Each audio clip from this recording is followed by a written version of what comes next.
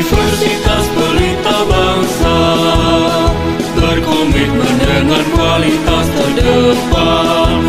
Universitas Pelita Bangsa membangun pendidikan yang bermutu. Universitas Pelita Bangsa memberikan pelayanan yang terbaik, megah dan terpercaya untuk membentuk karakter juara. Terus maju dan terus berprestasi. Universitas Pelita Bangsa tetap semangat dan terus berjuang, bersatu membangun Indonesia.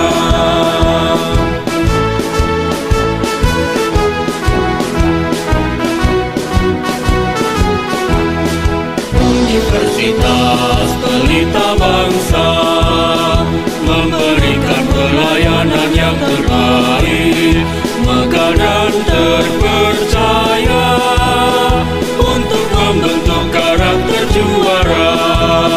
Terus maju dan terus berprestasi. Universitas Pelita Bangsa tetap semangat dan terus berjuang, bersatu membangun Indonesia, bersatu membangun Indonesia.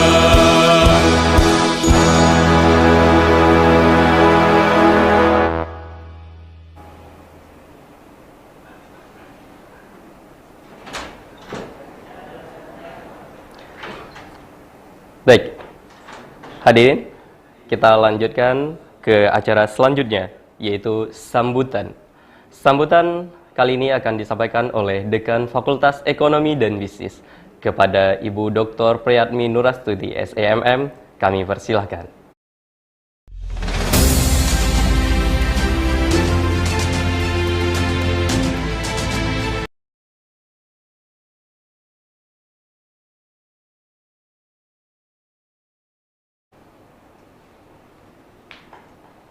Ya, terima kasih Pak Isma Budi sebagai pembicara MC. Bismillahirrahmanirrahim. Assalamualaikum warahmatullahi wabarakatuh. Waalaikumsalam warahmatullahi wabarakatuh. Alhamdulillah, puji syukur kehadirat Allah.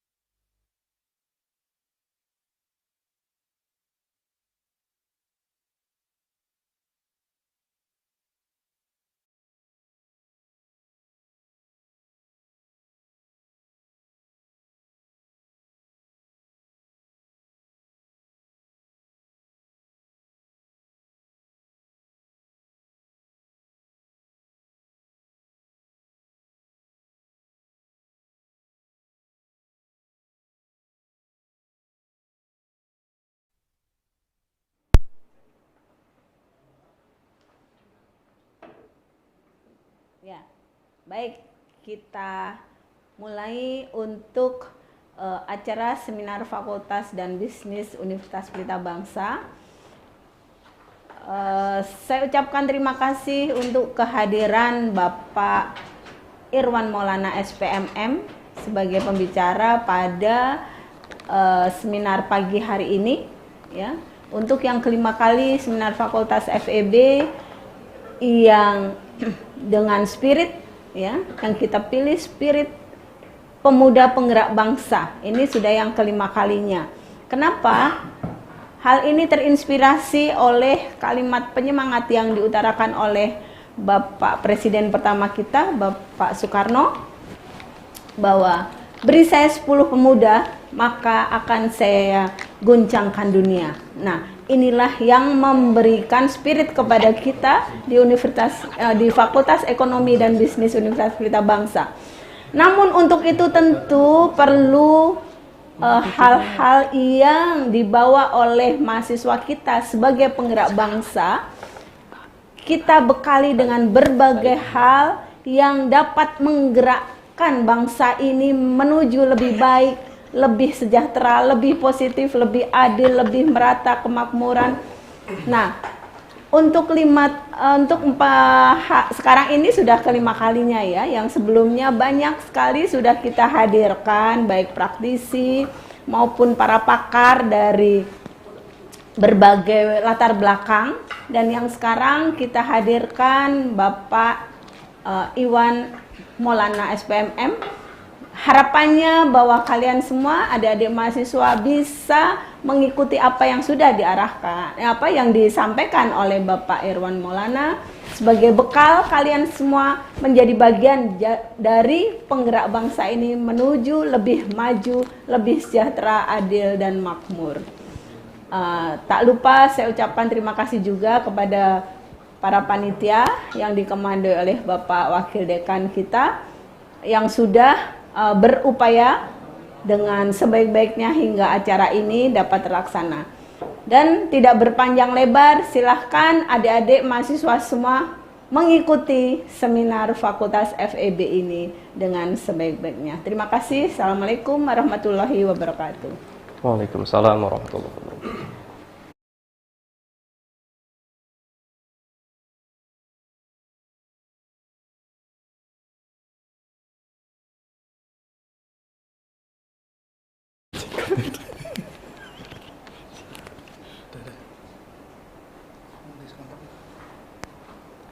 Terima kasih kami ucapkan kepada Ibu Dekan Fakultas Ekonomi dan Bisnis, Ibu Dr. Priyatmi Nurastuti SEMM atas sambutannya.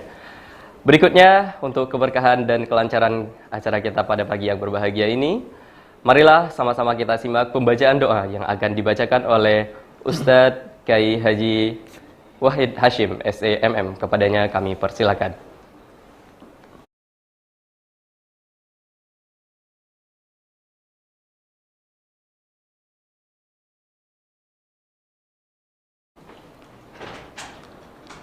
Assalamualaikum warahmatullahi wabarakatuh. Mari kita bersama-sama berdoa, bermunajat kepada Allah Subhanahu wa taala. Mudah-mudahan acara pada pagi hari ini dapat berjalan dengan baik dan lancar. Amin Allahumma amin. Astaghfirullahaladzim, astaghfirullahaladzim. A'udzubillahi minasyaitonir rajim. Bismillahirrahmanirrahim. Alhamdulillahi rabbil alamin. حمدا شاكرين حمدا ناعمين حمدا يوافي نعمه ويكافئ مزيده يا ربنا لك الحمد كما ينبغي لجلال وجهك الكريم وعظيم سلطانك اللهم صل على سيدنا محمد وعلى آل سيدنا محمد كما صليت على سيدنا إبراهيم وعلى آل سيدنا إبراهيم وبارك على سيدنا محمد وعلى آل سيدنا محمد كما باركت على سيدنا إبراهيم وعلى آل سيدنا إبراهيم في العالمين إنك حميد مجيد اللهم أغننا بالعلم وزينا بالحلم وأكرمنا بالتقوى وجملنا بالعافية يا الله اللهم إنا نسألك رضاك والجنة ونعوذ بك من شهوتك والنار اللهم إنا نسألك سلامة في الدين وعافية في الجسد وزيادة في العلم وبركة في الرزق وتوبة قبل الموت ورحمة عند الموت ومغفرة بعد الموت اللهم هون علينا في سكرات الموت والنجاة من النار والعفو عند الحساب ربنا لا تزغ قلوبنا بعد إذ هديتنا وهب لنا من لدنك رحمة إنك أنت الوهاب ربنا اغفر لنا ولوالدينا وارحمهم كما ربيانا صغارا ولجميع المؤمنين والمؤمنات والمسلمين والمسلمات الأحياء منهم والأموات ربنا آتنا في الدنيا حسنة وفي الآخرة حسنة وقنا عذاب النار سبحان ربك رب العزة عما يصفون وسلام على المرسلين والحمد لله رب العالمين. Terima kasih. Assalamualaikum warahmatullahi wabarakatuh.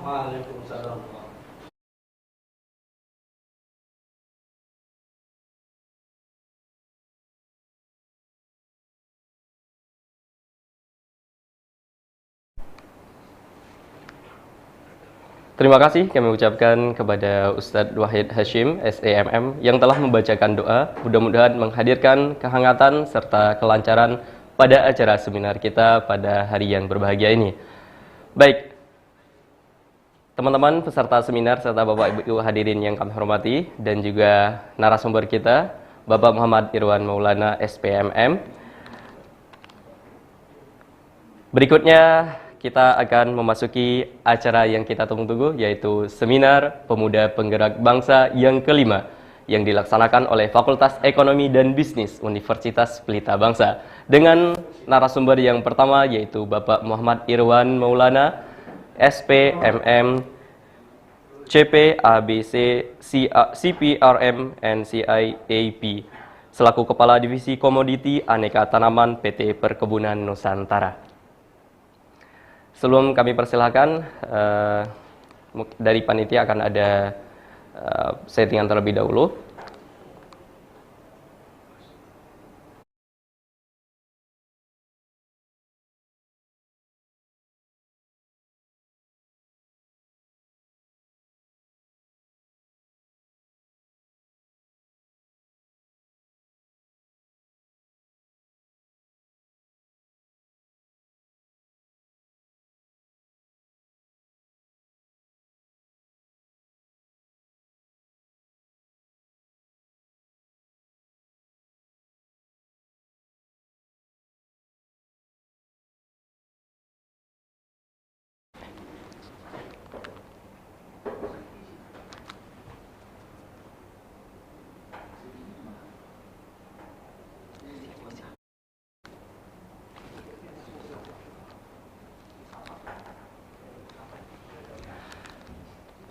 Assalamualaikum Pak Muhammad Irwan. Pak Irwan ya, saya boleh panggil Pak Irwan? Waalaikumsalam warahmatullahi wabarakatuh. Oke, baik. Sudah terhubung, suara saya kedengaran dengan jelas ya Pak Irwan? Terdengar Pak. Siap. Selamat pagi Pak. Selamat datang di Seminar Pemuda Penggerak Bangsa di Universitas Pelita Bangsa. Meskipun ini kita melalui virtual Pak ya, tapi tidak mengurangi kehangatan kita untuk sharing dengan mahasiswa dan mahasiswi Fakultas Ekonomi dan Bisnis. Gimana kabarnya Pak Irwan? Alhamdulillah sehat semua. Semoga juga semuanya sehat ya Pak ya. Sehat, Alhamdulillah. Boleh disapa dulu Pak, ini peserta seminar kita, mahasiswi Pelita Bangsa. Insya Allah sudah semangat banget nih pagi ini. Assalamualaikum semuanya, semangat pagi. Pagi. Luar biasa. Luar biasa Pak. Baik Pak, ini terima kasih banyak banget Pak di sela-sela kesibukannya di hari weekend berkenan untuk menyapa mahasiswa-mahasiswi Pelita Bangsa untuk sharing bagaimana seperti yang disampaikan tadi oleh Bu Dekan di sambutan, bahwa ini terinspirasi dari tokoh proklamator kita Bapak Insinyur Soekarno, bahwa pandangan beliau itu pemuda adalah agent of change, terus pemuda adalah sosok yang akan membawa perubahan demi perubahan untuk arah Indonesia yang lebih baik ke depannya. Baik Pak Irwan, saya tidak ingin mengambil waktu yang terlalu panjang untuk di awal-awal ini. Tentu sebelumnya teman-teman sekalian, kita sudah tahu pembicara kita di sesi pertama ini, Bapak Muhammad Irwan Maulana. Beliau adalah sosok yang sangat luar biasa, begitu banyak pengalaman dan juga track record, jejak-jejak yang telah beliau torehkan, mulai dari pendidikannya sampai sekarang sudah S3, Doktor Manajemen Bisnis, terus pengalaman kerjanya baik di sektor formal maupun non formal, dan beliau juga memegang banyak sertifikasi, mulai dari Certified Professional Activity Based Casting atau CPABC, dan pekerjaannya banyaknya di bidang perkebunan Pak ya. Betul. Dan sempat mungkin tidak jauh-jauh dengan keuangan juga. Tadi sebelumnya saya sempat mengulik-ngulik pengalaman-pengalaman Bapak luar biasa, ini sangat menginspirasi. Ini mungkin kalau kita ceritakan dari segi pengalamannya aja, kita udah cukup menghabiskan banyak waktu nih kalau misalkan kita bahas pengalamannya. Dan saya tidak akan masuk ke sana, langsung saya persilakan kepada Pak Irwan untuk memulai memaparkan materi bagaimana untuk menginspirasi pemuda-pemuda serta pemudi kita, khususnya di Pelita Bangsa, agar benar-benar dan sungguh-sungguh menjadi pemuda penggerak bangsa. Apalagi kita punya cita-cita Indonesia Emas 2045, sekarang sudah 2044, berarti ya lebih kurang 21 tahun lagi ya Pak ya? Ya, betul. Oke, mangga Pak, silakan Pak. Oke, terima kasih atas kesempatan yang diberikan kepada saya. Pertama-tama saya ucapkan Assalamualaikum warahmatullahi wabarakatuh. Waalaikumsalam. Alhamdulillah, syukurillah, asyhadu an la ilaha illallah wa asyhadu anna Muhammadan abduhu wa rasulullah. Allahumma sholli ala Muhammad wa ala ali Muhammad. Rabbi jidni ilman warzuqni fahman. Wa arinal haqqo haqqan warzuqna tinaba. Wa arinal batila batila warzuqna tinaba. Birahmatika ya arhamar rahimin. Rabbi sholli sodri wa yassirli amri wa hludatan min lisani yafqahu qauli, amma ba'du. Yang saya hormati Bapak Hamzah Muhammad Mardi Putra, SKM MM DBA, selaku Rektor Universitas Pelita Bangsa, Bapak Dr. Insinyur Suprianto MP, Wakil Rektor 1, Bapak Muhammad Hatta Fahamsah, SSY MSc, selaku Wakil Rektor 2, Ibu Dr. Priyatmi Nurastuti, SEMM, selaku Dekan Fakultas Ekonomi Bisnis Universitas Pelita Bangsa. Bapak MC yang saya hormati, juga rekan-rekan pemuda penggerak bangsa, harapan bangsa di masa yang akan datang. Selamat pagi, salam sejahtera, sehat semuanya. Mudah-mudahan pada hari ini kita semua diberikan kekuatan untuk dapat mengikuti seminar hari ini. Pertama-tama saya ucapkan terima kasih atas kesempatan yang diberikan kepada saya.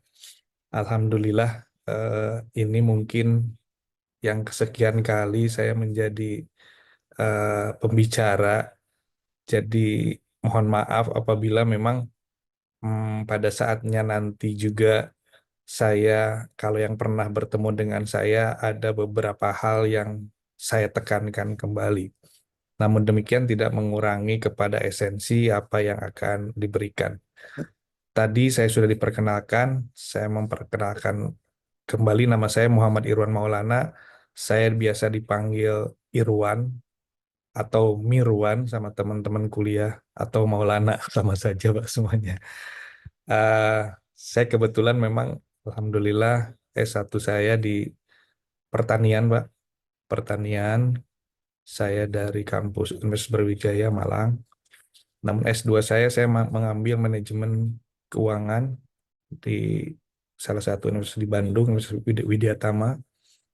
Dan yang ketiga, saat ini saya sedang menyelesaikan disertasi, tinggal 2 tahap lagi, sidang promosi dokter. Insya Allah mudah-mudahan kalau nggak bulan September, paling awal Oktober. Tadi disampaikan bahwa saya kebetulan memang pernah diamanatkan, selain saya di lapangan sampai menjadi tingkat manajer, kemudian saya dialih tugaskan menjadi kepala bagian keuangan, kepala bagian SDM, dan kepala bagian IT. Kemudian juga dari situ saya diamanati juga menjadi general manager untuk komoditi teh, kemudian karet dan sawit, dan setelah itu saya diamanahi menjadi BOD di anak perusahaan. Namun seiring dengan terjadinya perubahan struktur di PT Perkebunan Nusantara, saya ditarik kembali dari anak perusahaan untuk kembali ke perusahaan induk.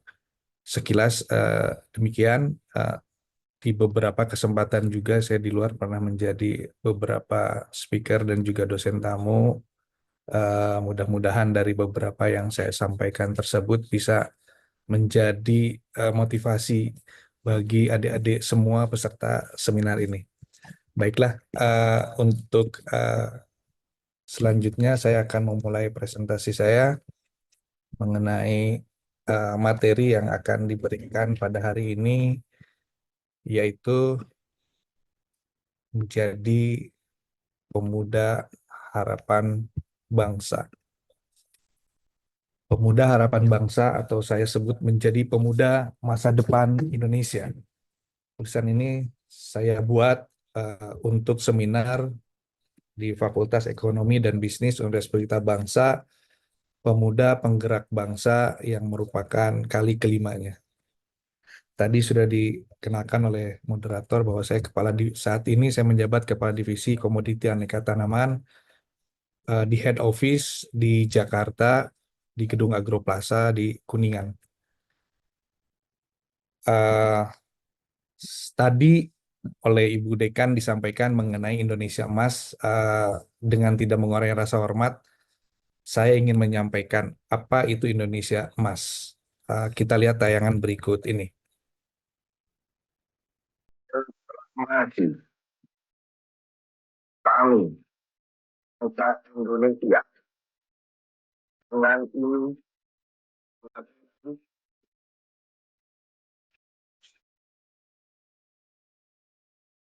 Di usia 100 tahun kemerdekaan Indonesia, kita akan mewujudkan visi Indonesia menjadi negara Nusantara berdaulat, maju, dan berkelanjutan. Ayo kita bersatu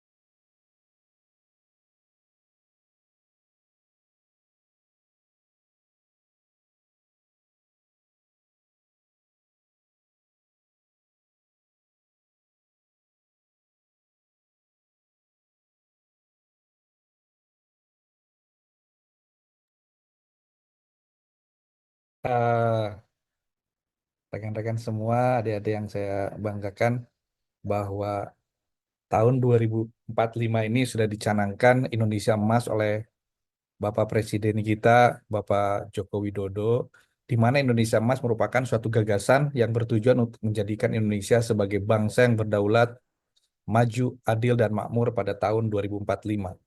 Indonesia Emas yang dicita-citakan adalah Indonesia yang rakyatnya sejahtera, yang ditandai dengan nihilnya angka kemiskinan, yang memiliki pengaruh kuat dalam pergaulan dunia, dengan dukungan sumber daya yang tangguh dan berdaya saing global, dan Indonesia yang ramah lingkungan dalam pengelolaan negara.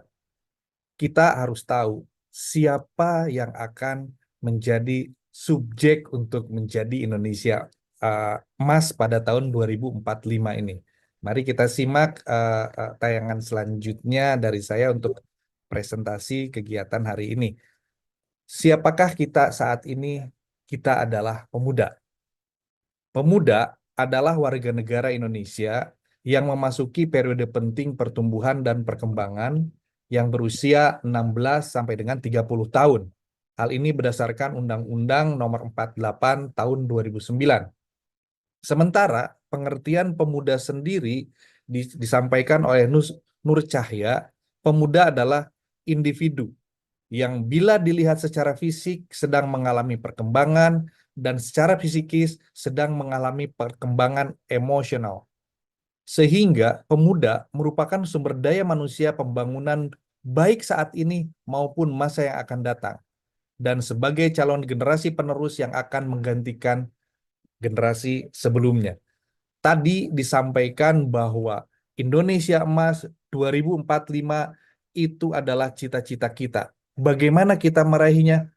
Kita harus raih dengan pemuda yang ada saat ini dan yang masa akan datang masih tetap menjadi pemuda. Indonesia Emas memang masih lama, sekitar 21 tahun lagi. Namun bibit-bibit unggul sudah ada dari sekarang. Anak-anak kecil maupun yang baru lahir tahun ini sudah berada di antara kita. Mereka lah yang akan memimpin bangsa ini di tahun 2045 kelak. Di tangan mereka yang masih bayi dan anak-anak sekarang, inilah masa depan dan nasib bangsa ini dipertaruhkan. Ledakan kelahiran yang diperkirakan membludak pada tahun ini dan tahun 2021 karena situasi pandemi, hal ini perlu diberikan perhatian khusus. Bayi yang lahir pada tahun tersebut akan menjadi penduduk berusia produktif pada tahun 2045 mendatang. Pada tahun 2045, Indonesia dengan gambaran tadi yang disampaikan akan mendapatkan bonus demografi, yaitu jumlah penduduk Indonesia 70%-nya adalah berada pada usia produktif, ya. Berada pada usia produktif di usia 15 sampai 64 tahun. Sedangkan sisanya itu merupakan penduduk yang tidak produktif, usia di bawah 14 dan 65 tahun pada periode tahun 2020 sampai 2045. Sehingga bonus demografi ini jika dimanfaatkan dengan baik akan membawa dampak, ya. Namun apabila tidak dimanfaatkan dengan baik, maka ini akan memberikan efek yang buruk, terutama masalah sosial seperti kemiskinan, kesehatan yang rendah, pengangguran, dan tingkat kriminalitas yang tinggi. Melihat fakta yang akan dihadapi Indonesia tersebut, bonus demografi memang tidak bisa dihindari. Artinya ada faktor positif dan juga nanti ada berimbas negatif. Ya. Selanjutnya, tadi disampaikan bahwa siapa itu pemuda, kemudian diawali dengan bagaimana Indonesia punya cita-cita Indonesia Emas pada tahun 2045. Kemudian bagaimana bonus demografi yang dimiliki Indonesia pada saat kita akan berada di Indonesia Emas. Di mana pada saat Indonesia Emas tersebut, tulang punggungnya adalah adanya di pemuda. Melihat hal tersebut yang dilatar belakangi pada tahun 2030 dan 2045, Indonesia yang akan mengalami bonus demografi Organisasi Kerjasama dan Pembangunan Ekonomi Negara-Negara Maju atau OECD memperkirakan bahwa pada tahun 2045 ekonomi Indonesia akan mencapai sekitar 8,89 triliun US dollar dan menjadi ekonomi terbesar keempat di dunia. Indonesia akan memiliki potensi antara lain salah satunya adalah menjadi pasar terbesar di dunia dengan jumlah penduduk yang memang menjadi tinggi pada saat itu sehingga Indonesia menjadi pasar yang terbesar di dunia. Yang kedua adalah Indonesia harus memiliki kualitas SDM yang menguasai teknologi, inovatif, dan produktif, serta kemampuan untuk mentransformasikan ekonominya. Artinya bahwa kita mempunyai peluang, kita mempunyai sumber daya. Bagaimana kita mampu menangkap hal tersebut, menggapai hal tersebut, ditransformasikan untuk kebaikan ekonomi bagi kita semua. Peran pemuda merupakan kunci yang sangat penting. Menteri PPN Kepala Badan Pembangunan Nasional Suharso Manoarfa menekankan pentingnya peran pemuda dalam mencapai visi Indonesia Emas. Terlebih, pemuda adalah aktor perubahan yang akan menjadi pusat kemajuan bangsa. Pemuda harus memiliki kualitas hidup yang baik agar dapat meningkatkan produktivitas dan mendorong pertumbuhan ekonomi berkelanjutan. Untuk itu, investasi dalam pembangunan sumber daya manusia adalah salah satu isu penting untuk mencapai visi Indonesia Emas. Pemuda, silahkan sehat dulu. Sehat itu penting. Setelah sehat, cerdas. Setelah cerdas, baru kita berproduksi. Di sini ditekankan bahwa investasi sumber daya manusia merupakan hal yang sangat penting. Siapakah sumber daya tersebut? Kita sebagai pemuda.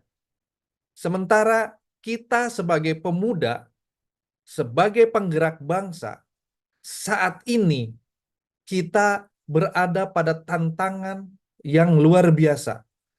Perubahan sosial dan budaya terus terjadi. Hal itu diakibatkan oleh adanya globalisasi dan modernisasi yang akan memberikan selain dampak baik, namun juga berdampak buruk karena dapat mengubah identitas suatu bangsa.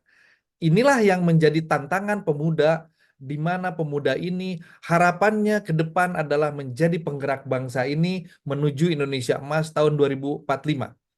Adapun pengertian globalisasi adalah proses meningkatnya interaksi manusia melintasi batas geografis yang mengakibatkan keterhubungan dan keterkaitan budaya serta ekonomi di seluruh dunia.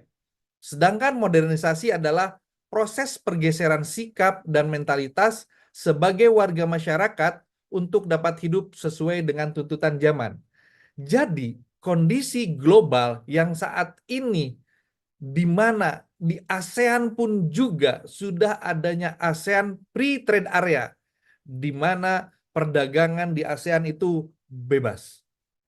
Saat ini mungkin kita juga tahu bahwa kita berkunjung ke negara ASEAN sudah tidak memerlukan visa lagi. Dan beberapa negara-negara Eropa pun juga menerapkan bebas visa. Globalisasi apabila kita manfaatkan untuk hal-hal yang menjadi baik, hal itu akan memperkuat kita. Demikian juga modernisasi, di mana modernisasi ini tujuannya tidak lain adalah untuk meningkatkan kualitas hidup. Bagaimana globalisasi dan modernisasi ini, dampak-dampak buruknya harus kita eliminasi, harus kita mitigasi dari sekarang supaya tidak mengubah identitas bangsa kita. Inilah tantangan pemuda sebagai penggerak bangsa. Apa saja pemuda yang diharapkan untuk dapat menjawab tantangan tersebut, untuk dapat menjadi penerus yang masa yang akan datang menuju Indonesia Emas. Dalam hal ini saya menyebutkan adalah kapabilitas. Kapabilitas adalah serangkaian ya kemampuan yang ada pada diri kita. Kapabilitas akan muncul apabila kita di dalam melaksanakan suatu fungsi, itu kita dapat melakukan hal tersebut dengan baik dan akhirnya mencapai tujuan. Ya, kapabilitas pemuda dalam hal ini akan dipengaruhi oleh pendidikan dan keterampilan. Pendidikan dalam hal ini adalah pendidikan formal maupun pendidikan non-formal. Akan memberikan kepada pemuda pengetahuan yang luas dan keterampilan yang dapat diaplikasikan dalam kehidupan sehari-hari serta membuka peluang lapangan kerja yang lebih baik. Ya, artinya bahwa pendidikan bukan hanya diperoleh dari pendidikan formal saja, tetapi pendidikan non-formal lainnya. Sehingga dengan pendidikan tersebut, itu pemuda akan mempunyai pengetahuan dan keterampilan yang berasal dari pengalaman yang telah didapat.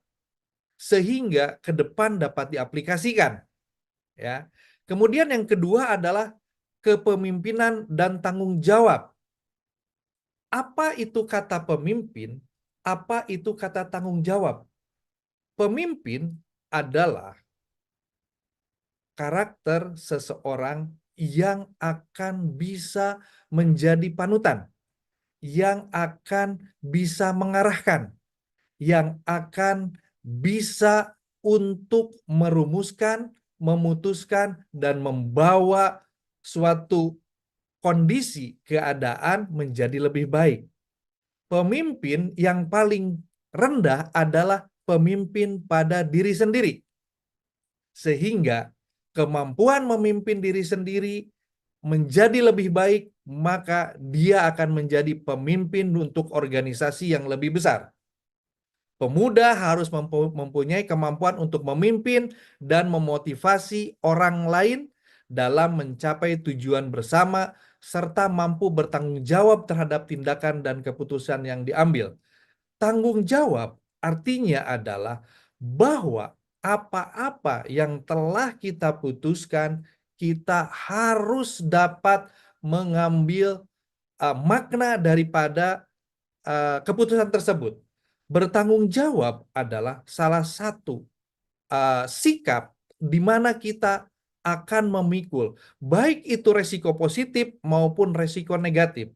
Sehingga saya menggambarkan bahwa kapabilitas pemuda ini adalah kapabilitas yang mempunyai tanggung jawab untuk meraih sesuatu menjadi lebih baik dan juga melakukan mitigasi resiko sehingga hal-hal yang negatif itu tidak timbul.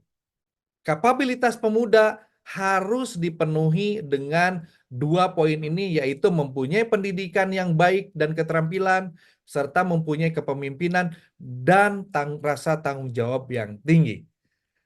Adapun di dalam kita memperoleh pendidikan dan keterampilan, maka saya menyebutnya itu adalah literasi. Ya, literasi adalah salah satu kunci di dalam meraih kapabilitas. Ya, ini di sebelah kanannya itu ada saya mengambil gambar. Ya, ingat, dunia ada di dalam buku. Dunia bukan hanya saja itu antar negara, tetapi dunia harus diartikan bahwa apa-apa yang ada itu merupakan dunia, ya. Di mana dunia tersebut ada di dalam buku. Banyak membaca buku, dunia ada di tanganmu. Sehingga literasi atau kita mempunyai referensi terhadap apapun yang ada ini yang berasal dari buku. Buku adalah salah satu contoh literasi. Literasi saat ini kita dengan mudah mengakses sumber informasi dengan gadget yang kita miliki. Ya, sehingga literasi pemuda ini adalah merupakan kunci kapabilitas. Karena apa? Dengan literasi maka pemuda akan mempunyai fondasi yang kokoh. Ya. Literasi yang kuat menjadikan fondasi yang kokoh bagi pemuda dalam mewujudkan cita-cita untuk membangun Indonesia yang lebih baik pada tahun 2045. Kemudian yang berikutnya adalah dengan literasi maka kita akan mempunyai daya saing yang unggul karena kita mengetahui lebih banyak dibandingkan teman-teman kita, dibandingkan para pesaing kita. Namun jangan lupa bahwa daya saing ini bukan berarti untuk melakukan kompetisi tidak sehat. Ya, di mana daya saing yang unggul ini berasal daripada investasi dalam pengembangan literasi pemuda, di mana hal tersebut akan menciptakan generasi yang mampu bersaing di tingkat global dengan wawasan yang lebih luas. Jadi, literasi ini adalah merupakan investasi agar kita mempunyai kompetensi yang unggul. Kemudian, dengan literasi tersebut, maka kita akan menjadi agen perubahan. Perubahan saya maknai di sini ada 3. 1, itu adalah meneruskan yang sudah baik. Yang kedua, melakukan perbaikan yang kurang baik. Dan yang ketiga itu adalah membuat sesuatu yang lebih baru lagi, yang lebih baik lagi.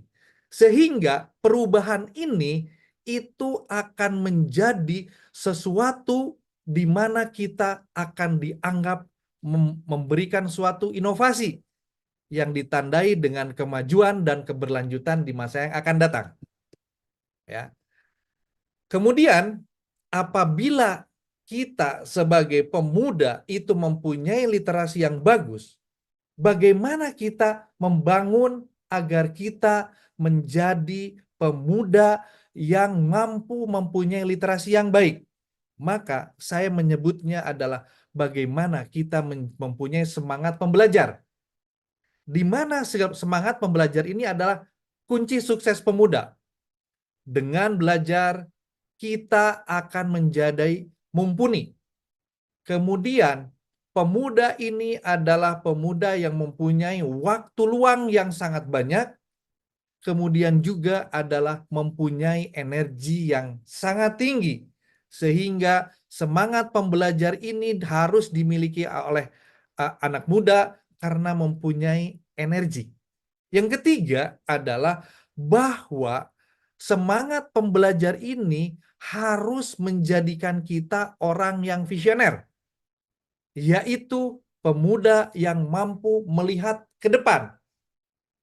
Bagaimana ke depan ini? Itulah tadi yang sudah disampaikan juga oleh Bu Dekan mengenai Indonesia Emas tahun 2045. Dan juga tadi oleh saya sudah disampaikan mengenai video Indonesia Emas. Sehingga semangat pembelajar ini dapat menjadi kunci sukses bagi pemuda supaya menjadi mumpuni, mempunyai energi yang positif, dan mempunyai visi ke depan yang lebih jauh lagi. Saya saat ini bekerja di BUMN Perkebunan. Di BUMN itu kita mengenal ada yang namanya BUMN Muda. Saya menggambarkan di sini bahwa pemuda di BUMN ini membentuk suatu komunitas dengan sebutan BUMN Muda.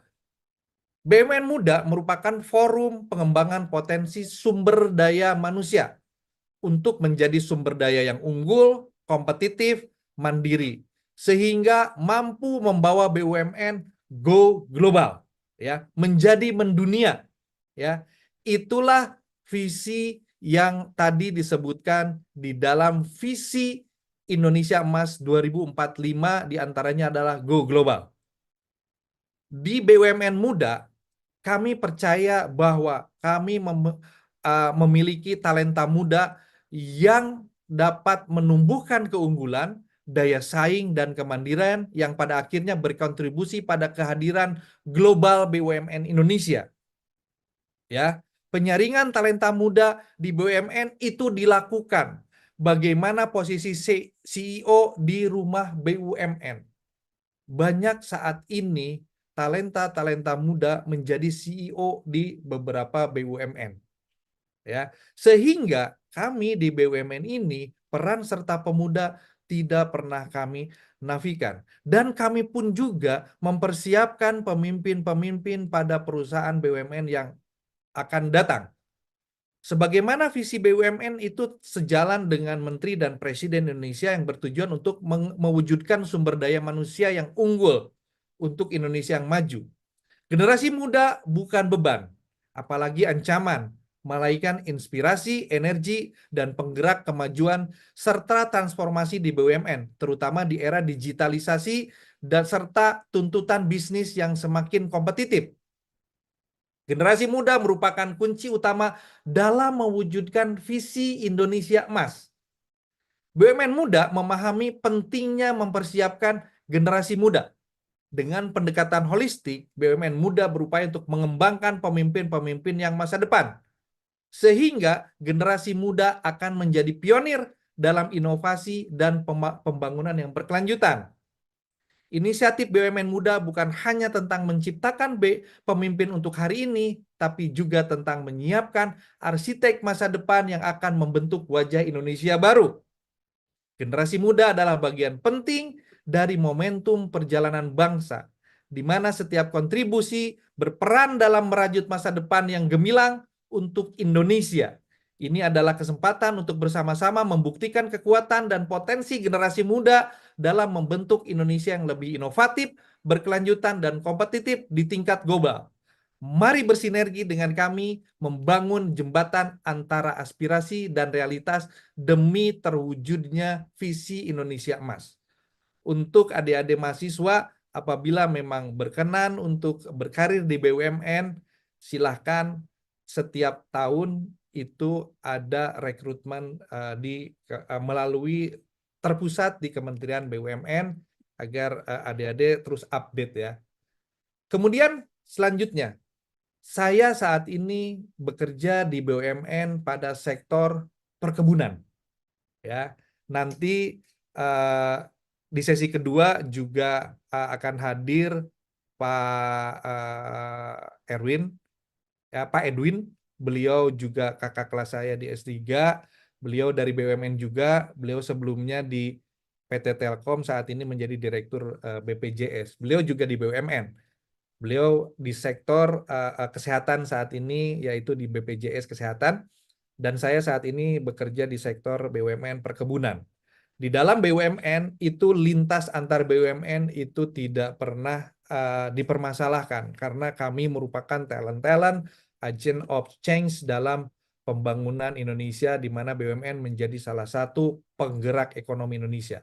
Dalam hal ini saya bekerja di sektor perkebunan. Kita lihat apa peran sektor perkebunan. Kalau rekan-rekan semua, adik-adik semua, Bapak Ibu semua melihat tadi tayangan visi Indonesia Emas, di yang paling kiri itu selalu ada lihat pertanian, pertanian, dan pertanian, dan pertanian. Pertanian merupakan sosok penting, di mana pertanian ini, lapangan usaha pertanian, di dalam 5 tahun terakhir ini sampai dengan 2021, 2022, dan 2023 ini, itu adalah bersama dengan industri pengolahan merupakan penyumbang utama PDB. PDB dalam hal ini adalah produk domestik bruto Indonesia. Dan terus meningkat sepanjang tahun. Bahkan pada saat terjadi pandemi COVID, tahun 2019 berlangsung, hanya 3 lapangan usaha yang tidak turun. Pertama adalah pertanian, kehutanan, dan perikanan. Yang kedua adalah kesehatan, dan yang ketiga pendidikan. Luar biasa ya. Kalau kita lihat saat ini saya yang presentasi hari ini itu adalah di sektor yang awal tadi, yang kedua nanti Pak Edwin di sektor kesehatan, dan yang ketiga penyelenggaranya adalah sektor pendidikan. Di mana 3 lapangan usaha ini yang tidak pernah mati dan sampai kapanpun juga akan tetap dibutuhkan. Ini terbukti dari kontribusi signifikan terhadap PDB. Sementara dari lapangan usaha pertanian, kehutanan, dan perikanan tersebut, itu ada beberapa sektor. Di antaranya adalah sektor tanaman perkebunan. Ya, ini ada pada tabel yang kedua yang saya kasih garis hijau. Ya, yang saya blok hijau. Itu adalah sektor tanaman perkebunan merupakan penyumbang kontribusi terbesar dari lapangan usaha pertanian, kehutanan, dan perikanan. Sehingga apabila sektor perkebunan ini turun, maka lapangan usaha pertanian dan kehutanan akan dengan sendirinya turun. Karena merupakan penyumbang terbesar di lapangan usaha pertanian, kehutanan, dan perikanan. Sementara untuk produk domestik regional bruto, yaitu adalah PDB per provinsi. PDRB lapangan usaha pertanian, kehutanan, dan perkebunan terbesar di Indonesia didominasi oleh provinsi-provinsi di Pulau Jawa, yaitu Jawa Barat, Jawa Tengah, dan Jawa Timur. Namun, rekan semua, adik-adik saya semua, ini merupakan peluang. Di Pulau Jawa juga mempunyai PDRB lapangan usaha pertanian, kehutanan, dan perikanan terendah, yaitu di Provinsi DKI Jakarta. Sehingga kebutuhan pangan untuk DKI Jakarta dipenuhi oleh 8 kabupaten di Provinsi Jawa Barat dan Provinsi Banten, di mana 2 provinsi ini berada di lokasi yang berdekatan dengan Provinsi DKI, serta 2 kabupaten dari Provinsi Lampung. Ya. Kemudian peran strategis perkebunan di masa yang akan datang. Krisis energi global telah menempatkan posisi perkebunan pada tingkat yang sangat penting. Sehingga perkebunan tak lagi hanya terkait masalah pangan, tetapi kini berada di persimpangan antara kepentingan food, fuel, feed, and land requirement, yaitu adalah persimpangan antara kita menyiapkan kebutuhan pangan, pakan, serta energi. Di mana saat ini mungkin terkenal dengan adanya energi baru terbarukan, serta kebutuhan lahan untuk pembangunan nasional. Karena saat ini di Indonesia, yang mempunyai areal yang luas itu adalah perkebunan. Sehingga kami itu sering berdiskusi, sering diajak untuk turut serta dalam pembangunan nasional. Terakhir saat ini kami akan mengembangkan dairy milk. Ya, lahan-lahan kami juga sudah dipetakan oleh Kemenko Perekonomian. Ya. Peran serta perkebunan akan semakin strategis di masa depan. Sektor ini akan terus menjadi sumber kemakmuran bangsa.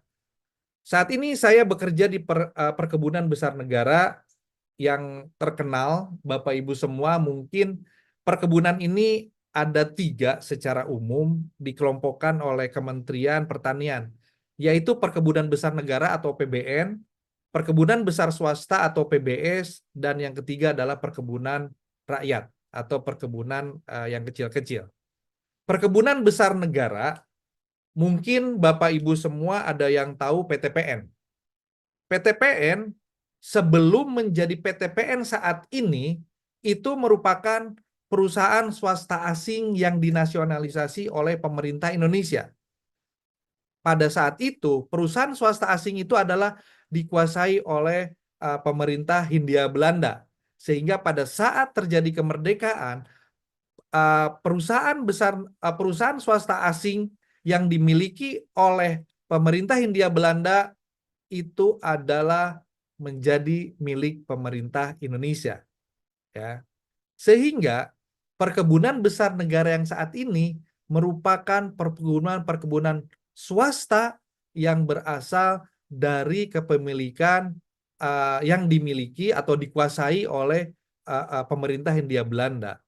Pada tahun awal setelah kemerdekaan, perusahaan perkebunan tersebut kita nasionalisasi menjadi perusahaan negara perkebunan, dan kemudian berubah menjadi perusahaan perkebunan negara, dan kemudian berubah lagi nama menjadi PT Perkebunan, dari mulai PT P1 sampai dengan 30 sekian, kemudian berubah lagi menjadi PTPN.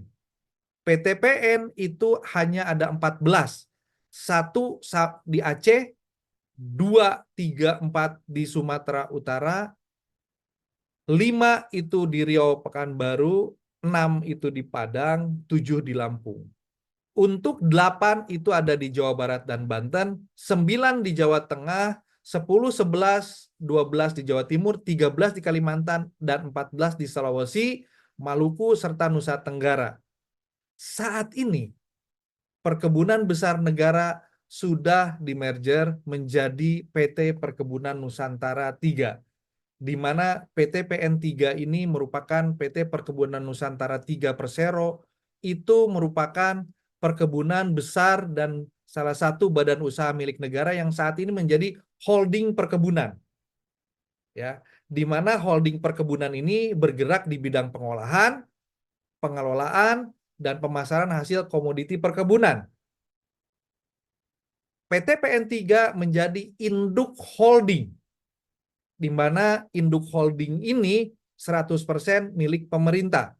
Sementara PT PN 3 ini setelah dilakukan merger terakhir pada medio bulan November tahun 2023 ini, itu membentuk subholding, di mana subholdingnya terdiri daripada PT Perkebunan Nusantara 1, di mana PT Perkebunan Nusantara 1 ini adalah merger dari PT PN 1, PT PN 2, PT PN 7, PT PN 8, 9, 10, 11, 12, dan 14. Menjadi namanya PT PN 1, karena induknya yaitu PT PN 1, dan yang kedua adalah subholdingnya yaitu PT Perkebunan Nusantara 4, yang terdiri dari PT PN 3, PT PN 4, PT PN 5, PT PN 6, dan PT PN 13. Serta PT Sinergi Gula Nusantara. Ini merupakan subholding baru, di mana nanti ini, saat ini sudah mengelola pabrik-pabrik gula milik PT PN. Ya, pabrik-pabrik gula PT PN untuk menjawab tantangan terhadap komoditi gula yang ada di Indonesia saat ini. Sehingga PT Perkebunan Nusantara 3 atau Holding Perkebunan Nusantara atau Perkebunan Nusantara Group ini saat ini mengelola tanaman kelapa sawit yang berada di PT PN 4, karet, tebu, teh, kopi, kakao, tembakau, aneka kekayuan, dan buah-buahan, serta aneka tanaman lainnya ada di PT PN 1 dan PT SGN, yaitu mengelola gula. Ya, saat ini PT PN 3 telah memiliki brand nasional produk hilirisasi perkebunan dengan nama Nusa Kita. Adapun merek-merek yang lain pun juga masih tetap ada, nanti akan saya sampaikan. Ya, saya akan menyampaikan mengenai profil singkat dari Holding Perkebunan Nusantara. PT PN adalah perusahaan perkebunan pertama yang dimiliki oleh bangsa Indonesia. Kini telah bertransformasi menjadi holding perkebunan Nusantara dengan semangat membangun bangsa untuk terus memberikan yang terbaik.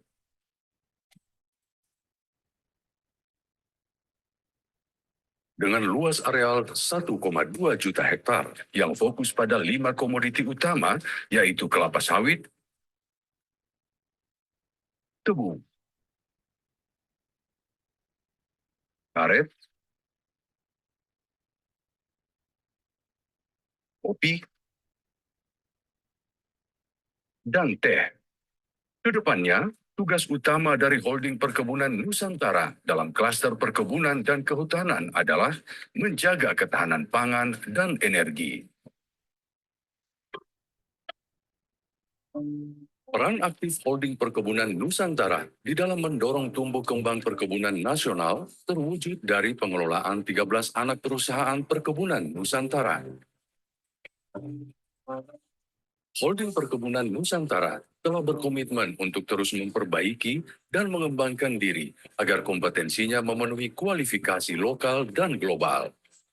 Komitmen ini terukur melalui sertifikasi Sistem Manajemen Anti Penyuapan, SMAP, RSPO, ISPO, dan ISCC, the International Sustainability and Carbon Certification Scheme.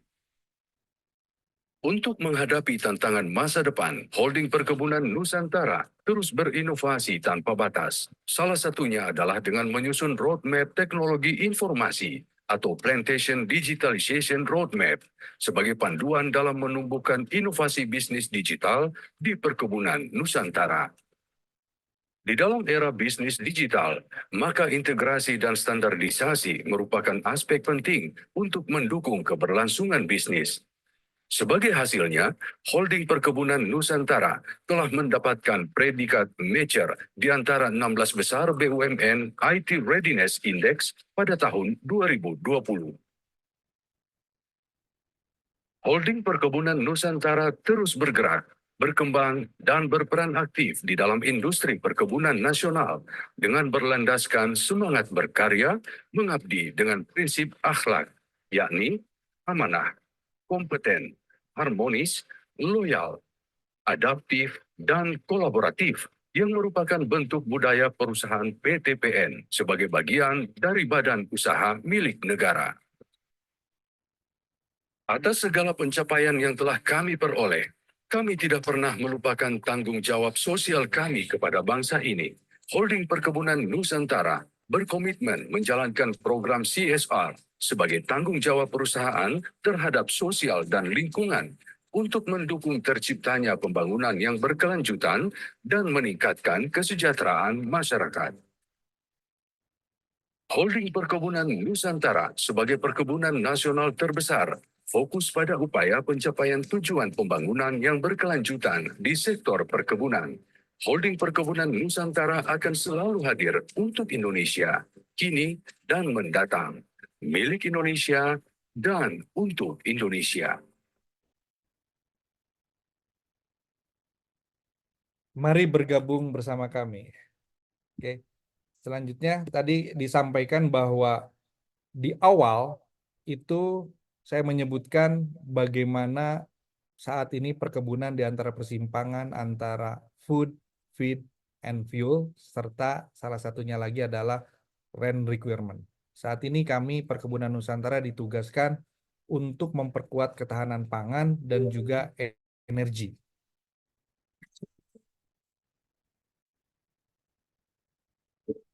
Kita lihat selanjutnya adalah peran perkebunan. Bagaimana kami berusaha untuk menjawab tantangan tersebut terkait energi dan juga ketahanan pangan. Ini kemandirian gula ya, untuk membangun ada kemandirian. SGM. Kemudian juga kemandirian energi. Terobosan harus dicetuskan demi mencapai sinergi kekuatan badan usaha milik negara supaya mampu menghadapi tantangan dari hari ini sampai masa depan. Kita harus ingat semuanya, ke depan problem global, problem dunia adalah dua.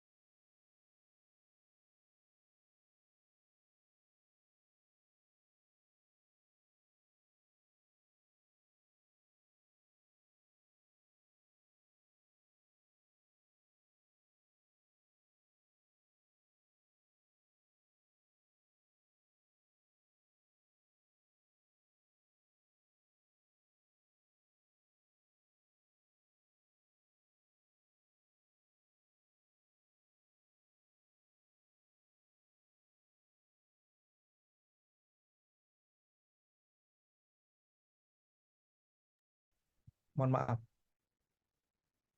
Mohon maaf, saya sudah berbicara banyak urusan. Ternyata di mute. Tadi sudah kita lihat bahwa produk-produk perkebunan ini merupakan produk yang tidak bisa kita kesampingkan, di mana PTPN mempunyai peranan yang sangat penting di dalam rantai pasok kebutuhan pangan dimulai dari hulu. Produk-produk PTPN saat ini bisa kita lihat. Ya.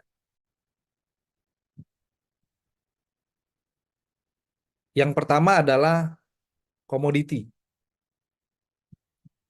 Komoditi kita saat ini adalah yang pertama kelapa sawit, di mana produk turunannya itu adalah CPO. CPO ini nanti akan menjadi produk retail kami dalam bentuk minyak goreng.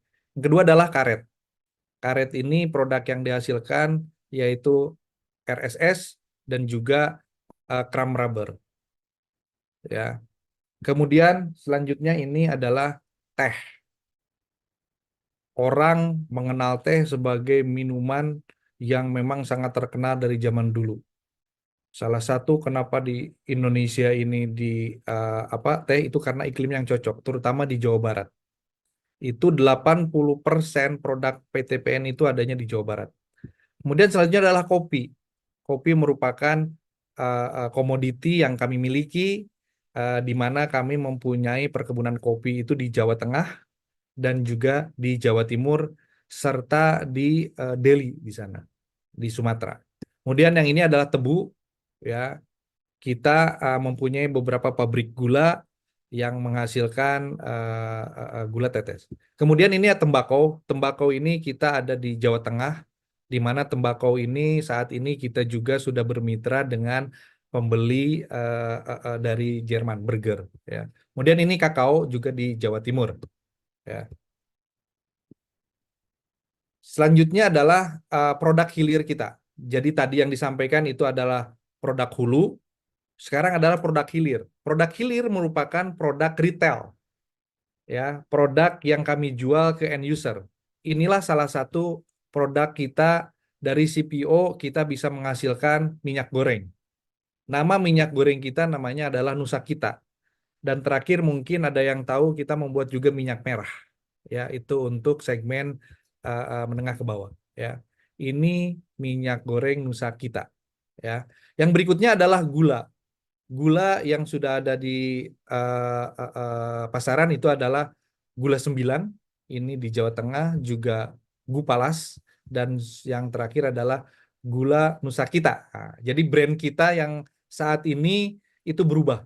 Dulunya rencananya Walini akan menjadi umbrella brand, sehingga Bapak Ibu semua mungkin di lapangan adik-adik semua ada yang pernah melihat brand Walini, ya, di minyak goreng maupun gula, tapi kemudian berubah menjadi Nusa Kita, gitu ya. Nah, kemudian untuk kopi kita ada kopi Banaran, kopi Rolas, dan kopi Jolong, ya. Kemudian untuk teh ini ada teh Semugih, ya, ini dari Jawa Tengah 9, ya. Ini teh Walini dari Jawa Barat, ya, ya. Ini kemasan baru ini. Ini juga ada teh Tobasari. Ya, ini di Jawa Tengah, di Sumatera Utara. Kemudian teh Rolas ini di Jawa Timur. Kayu aro ini adalah di Palembang, Sumatera Selatan. Ini Kaligua, Jawa Tengah, teh Kaligua. Ini teh Gunung Dempo, ini Pagar Alam, provinsi dekat ke Bengkulu dan juga dekat ke Lampung, ya. Kemudian ini Gualpara, ini adalah second brand dari Walini. Untuk Walini itu menengah ke atas, yang ini adalah untuk menengah ke bawah. Ini yang ada banyak di pasaran di Jawa Barat dan Banten adalah Walini dan Gualpara. Serta satu lagi mungkin ada merek Gunung Mas, itu merupakan maklun di kita. Jadi mereknya sudah didaftarkan oleh orang lain, tetapi dari mulai isian, pengepakan dan segala macam sampai jadi produk itu dilakukan oleh kita di industri hilir teh terpadu di Cibiru, Bandung, Jawa Barat. Kemudian ini ada cerutu, ini dari tembakau, cerutu Golden Jawa, dan produk lainnya itu adalah sirup pala serta rolas macadamia nut. Ini jarang yang ini ya, jarang yang ini. Kemudian selanjutnya adalah kita mempunyai juga serius. Jadi tadi saya sampaikan ada PTPN Holding, ya, PTPN 3 itu merupakan holdingnya.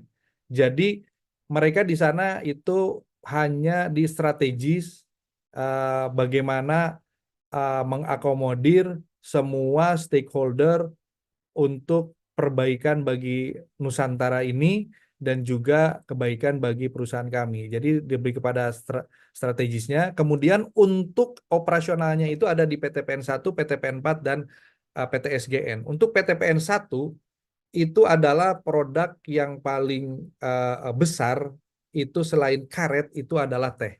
Ini ada katalog teh, ya, yang bisa kita lihat. Nanti silahkan kalau misalkan ada yang berminat untuk melihat lebih jauh lagi, linknya sudah saya kasihkan. Ini ada teh, ya, ada teh. Ini bagaimana teh awalnya seperti begini, ya. Kita melihat bagaimana kondisi awal di mana para administratur dan staf-stafnya itu berasal dari luar. Dan ini adalah orang yang terkenal di industri teh di Jawa Barat, ya. Ini adalah Karboska, ya. Beliau inilah yang membangun ITB. Beliaulah yang membangun Teropong Bintang. Kalau yang sudah nonton Petualangan Sherina, di situ ada lokasi di Teropong Bintang di Lembang, Bandung. Dan juga yang membangun Gedung Merdeka yang dipakai untuk konferensi Asia Afrika, di mana Gedung Merdeka awalnya adalah untuk pertemuan-pertemuan para administratur perkebunan di Jawa Barat dan Banten, serta seluruh Indonesia, ya. Nah, ini adalah PTPN Group Tea Plantation untuk teh, ya. Ada di Sumatera, ada di West Jawa, Jambi tadi yang saya sampaikan, ada di Sumatera Selatan juga tadi saya sampaikan, Jawa Tengah, Jawa Barat, dan Jawa Timur. Dan ini our factory, ya, ini pabrik kami. Ini adalah salah satu pabrik Walini di Jawa Barat, di Ciwidey, ya. Ini adalah tujuan ekspor kami ke Amerika, Europe, dan juga Australia serta Asia lainnya. Ini quality control kami, ya. Ini proses pengolahan, dan ini proses sebelum pengepakan, ya.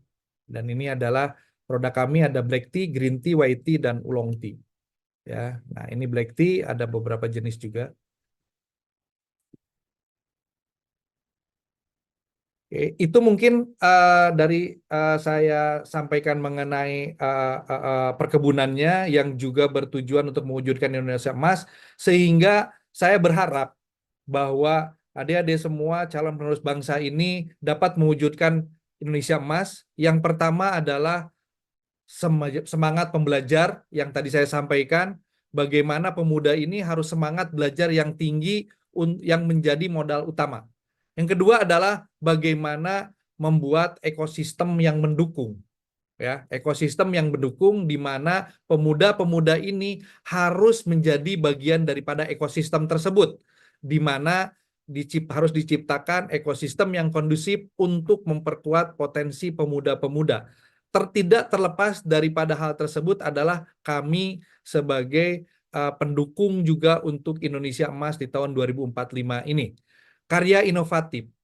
Tadi saya sudah sampaikan bagaimana dengan semangat pembelajar ini kita akan mempunyai visioner, mempunyai kapabilitas di dalam menghasilkan inovasi sebagai pengejawantahan dari sifat visioner kita, yaitu pemuda akan menghasilkan karya-karya inovatif dan inspiratif. Asalnya dari mana? Karya inovatif dan inspiratif ini adalah asalnya daripada kreasi. Kreasi ini adalah buah berpikir. Buah berpikir ini didapatkan dari mana? Didapatkan dari semangat pembelajaran kaya akan literasi. Semua itu, tiga hal tersebut, maka akan terwujud Indonesia Emas tahun 2045. Demikian yang bisa saya sampaikan.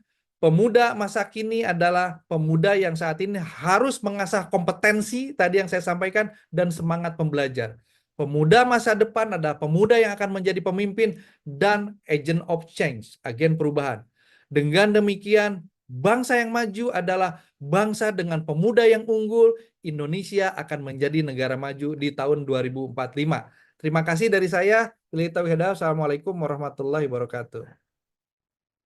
Waalaikumsalam warahmatullahi wabarakatuh. Masya Allah teman-teman ya, terima kasih banyak Pak Irwan, luar biasa nih pemaparan materinya, khususnya dari sudut pandang perkebunan Indonesia. Meskipun sumber daya kita juga dari sumber laut juga sangat melimpah ya. Tadi juga sempat disinggung oleh Pak Irwan.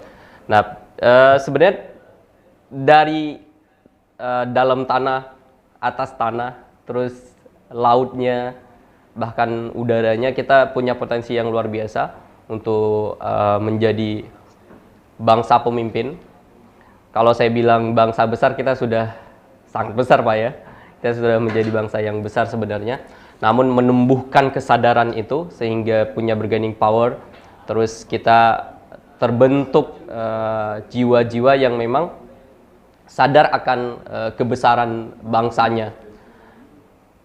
Nah, ini tugas kita teman-teman sekalian, khususnya pemuda. Apalagi cita-cita besar kita di 100 tahun kemerdekaan Indonesia, yang mungkin tahun ini kita merayakan ke-79, nanti 21 tahun ke depan kita merayakan 100 tahun kemerdekaan Indonesia. Dan harapan besarnya adalah di tahun-tahun itu dan seterusnya itu adalah menjadi Indonesia emas, generasi emas juga kita. Apalagi yang teman-teman sekarang nih di usia 20-an, tentu di tahun 2045 akan menjajaki usia produktif 40 tahun ke atas. Itu usia-usia leadership, usia-usia yang sangat dominan, yang mungkin sering kita dengar istilah bonus demografi gitu ya. Kita menjadi pemuda yang mengambil alih segala sektor yang hari ini memimpin, nanti akan kita gantikan di tahun 2045. Dan tentu kita harus mempersiapkan banyak hal. Sebelum kita melakukan banyak hal di tahun 2045, hari ini adalah hal yang paling besar kita lakukan adalah bagaimana belajar terus-menerus, belajar yang giat, hard work, kerja keras gitu ya. Nanti agar semua yang kita cita-citakan, kita impikan bersama, dan tokoh-tokoh bangsa kita dulu, pendiri bangsa impikan akan terwujud. Baik teman-teman sekalian, tentu akan banyak rasa penasaran dari teman-teman yang sudah menyimak dari awal bagaimana pemaparan tadi. Kita lanjut ke sesi tanya jawab ya, Pak Irwan. Nah, kita sudah menyaring nih dari teman-teman panitia, sudah menyaring beberapa pertanyaan mengenai materi yang sudah dipaparkan tadi.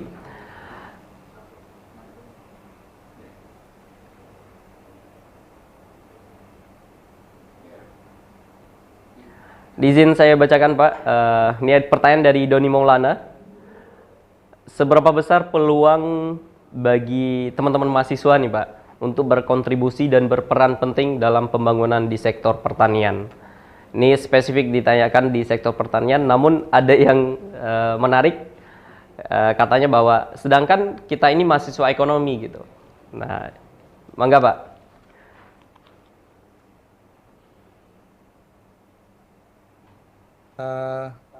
Saya langsung jawab satu dulu atau satu-satu dulu Pak. Oh. Jadi gini, saya sampaikan dulu ya. Kebetulan saya memang saya di pertanian, tetapi tidak menutup kemungkinan yang di pertanian pun juga bisa bergerak di bidang lain gitu ya. Contohnya di perbankan banyak juga dari pertanian. Kita lihat kalau misalkan secara ekonomi, saya lihat dulu dari sisi manajemen. Ya, manajemen itu apa?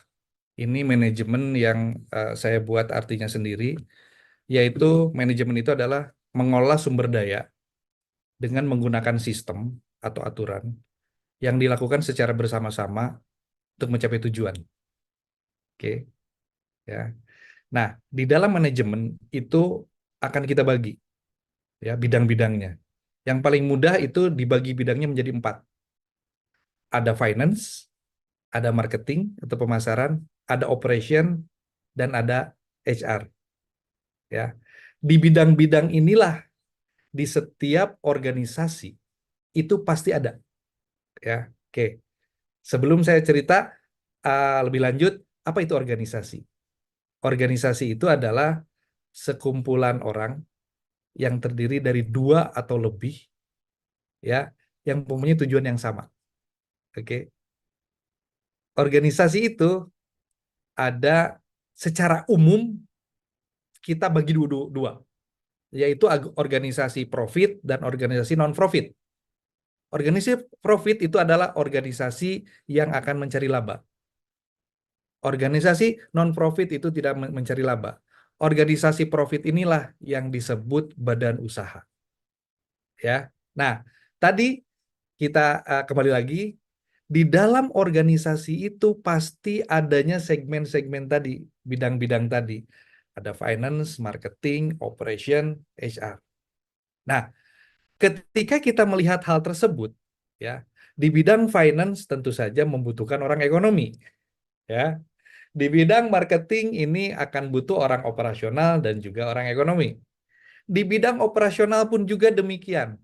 Selain operasionalnya itu sendiri, juga di bidang operation ini kita akan menghitung bagaimana HPP atau COGS. Ya, sehingga bagaimana kita akan menghasilkan yang namanya laba, di mana laba itu dihasilkan dari ya HPP yang lebih rendah daripada harga jual. Dari situlah kita butuh bantuan untuk orang ekonomi. Sementara orang lapangan itu adalah yang akan menghasilkan produk, mengkreat produk ya. Kemudian yang terakhir tadi saya sebut HR, Human Resource atau SDM. Inilah kami juga membutuhkan bidang-bidang lain. Ya, di mana HR ini biasanya itu adalah orang-orang manajemen juga dengan konsentrasi human resource. Juga kami membutuhkan dari yang lainnya yaitu psikolog. Juga kami membutuhkan lainnya dari sarjana hukum yang memang bergelut di bidang ketenaga kerjaan dan segala macam. Sehingga ketika kita bertanya, apakah BUMN perkebunan ini hanya untuk orang pertanian? Tidak. Ya, kita lihat sekarang siapakah direktur keuangan kami. Direktur keuangan kami itu adalah orang sosial ekonomi pertanian. Studi ekonomi pembangunan. Ya, dia orang ekonomi. Ya, oke. Sekarang kita lihat siapakah direktur pemasaran kita. Ya, itu adalah Bapak Dwi Sutoro. Ini saya menyampaikan dulu untuk yang holdingnya dulu ya. Itu Bapak Dwi Sutoro. Beliau lulusan Fakultas Teknik dari Teknik Kimia ITB. Ya. Tahu tadi ilmu ekonomi studi pembangunan dari Brawijaya. Kita lihat dari mana mereka latar belakangnya. Gitu ya. Ada juga wadirut kami, wakil direktur utama itu adalah dari jurusan akuntansi Universitas Parahyangan Bandung. Ya. Kemudian kita lihat bergerak di subholdingnya PT PN1. Bapak Teddy Yudirman Danas, Pak Dirutnya itu adalah orang ekonomi. Beliau di Bank Mandiri dan juga di Bank BTN. Direktur SDM kami, SDM dan IT, Bu Siwi juga dari Bank BNI, yang notabene latar belakangnya adalah ekonomi.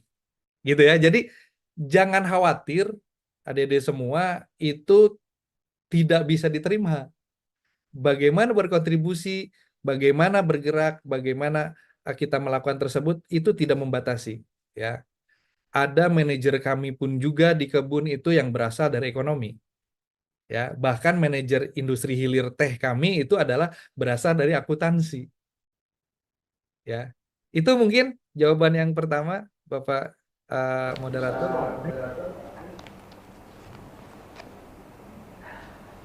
Baik, terima kasih Pak Irwan. Jadi teman-teman begitu ya, tentu tidak hanya misalkan di perkebunan saja, di perusahaan manapun atas nama organisasi pasti membutuhkan bidang-bidang yang berbeda-beda gitu. Bahkan bidang IT juga berkontribusi juga untuk perkebunan gitu ya.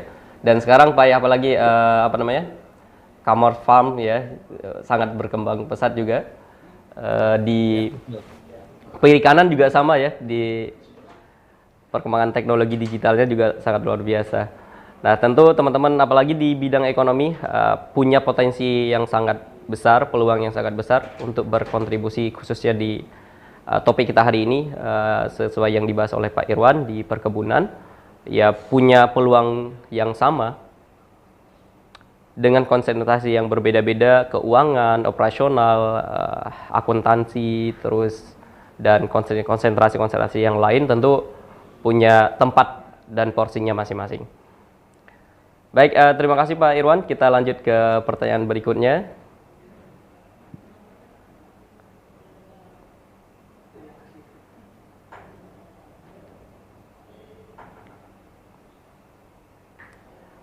Ini pertanyaan dari Aan Amelia. Bagaimana cara Bapak menarik minat pemuda untuk terlibat dalam bidang perkebunan, apalagi untuk kemajuan Indonesia Emas 2045? Karena kebanyakan pemuda saat ini lebih tertarik dengan perkembangan zaman ya. Generasi zilenial ini Pak, ini gimana nih agar kita bisa menarik mereka berkontribusi bagi Indonesia 2045? Oke, terima kasih pertanyaan yang menarik nih. Luar biasa pertanyaannya. Saya sampaikan dulu ya. Jadi kalau adik-adik semua kita tahu Indonesia adalah negara agraris.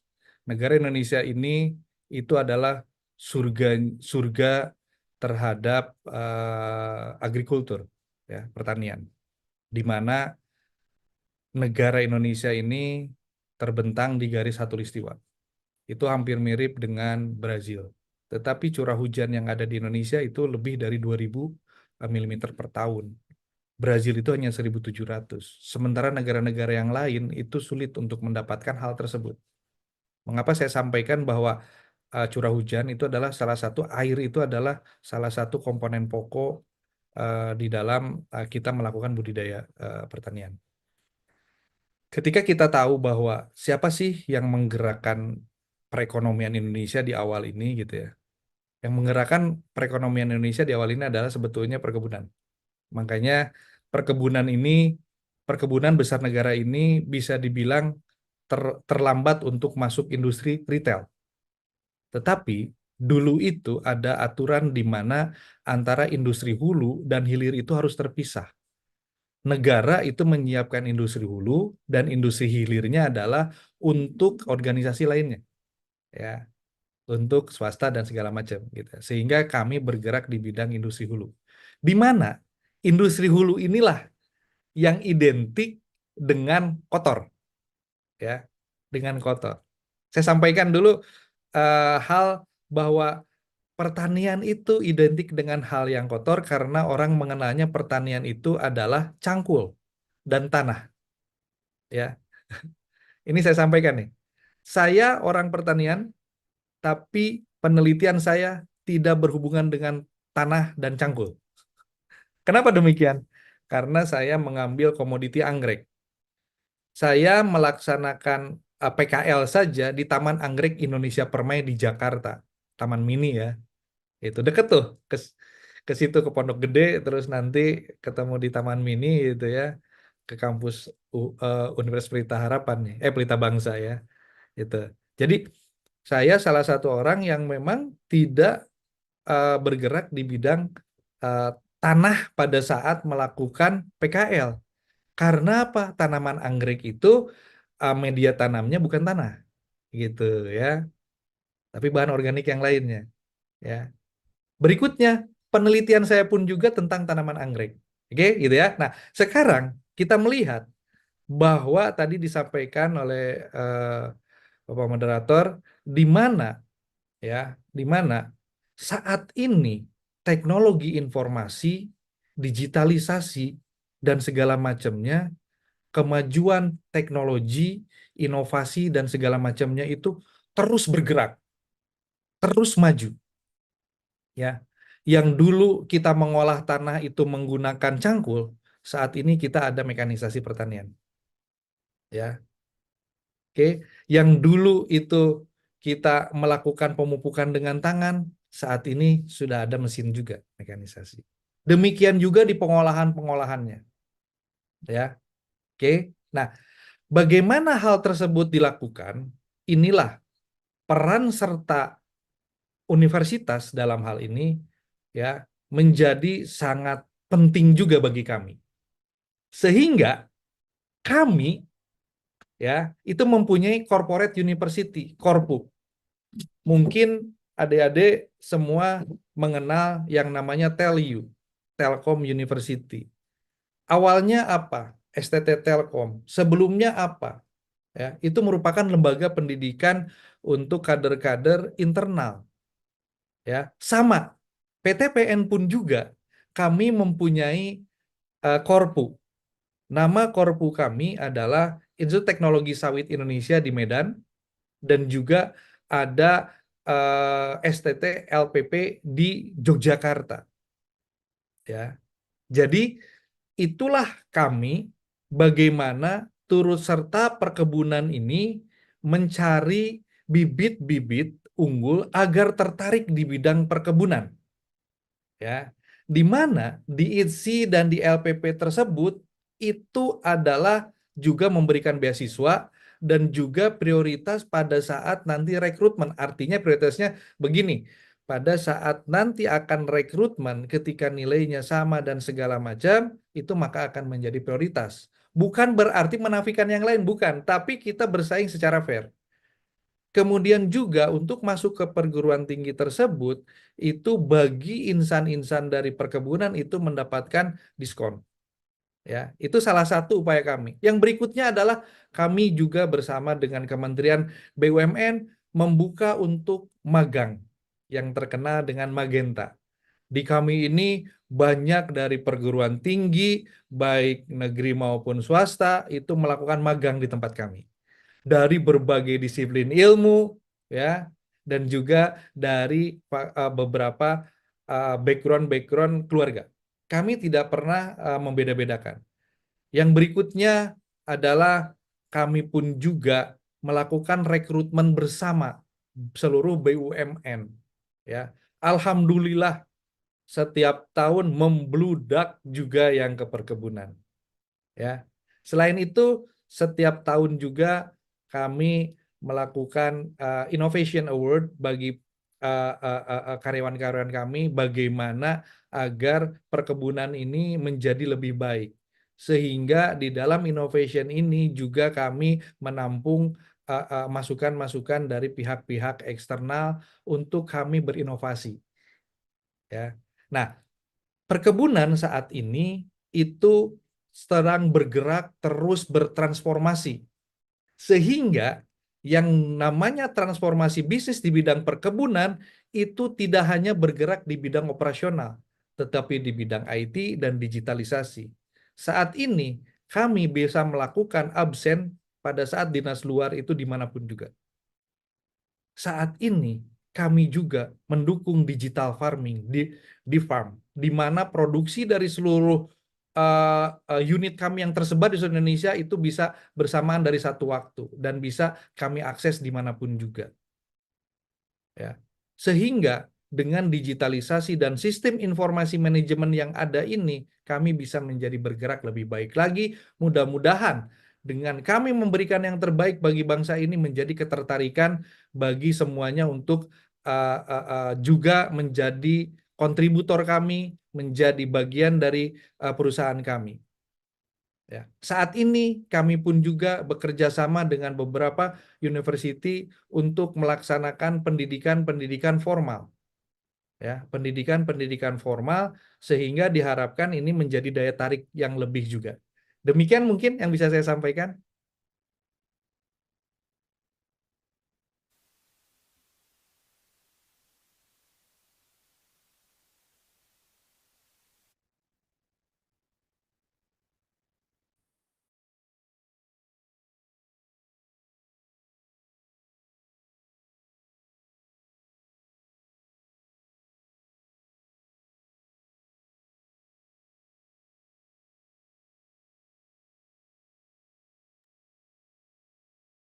Halo?